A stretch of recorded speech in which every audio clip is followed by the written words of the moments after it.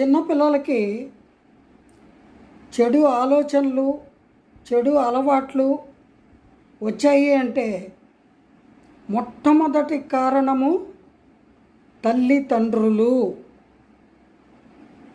నిస్సందేహంగా తల్లిదండ్రుల పెంపకాన్నే తప్పు పడతారు.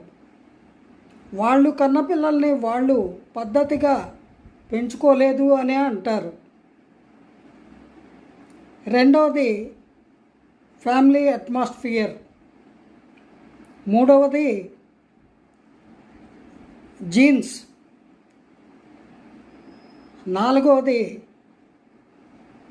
పెరిగిన వాతావరణము, చుట్టుపక్కల మనుషుల ప్రభావము కొంత ఉంటుంది.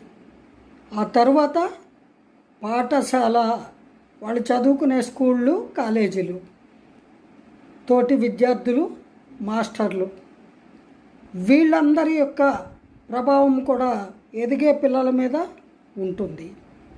ఆ తర్వాత పాయింట్ తర్వాత చెప్తా. జై గురుదేవ.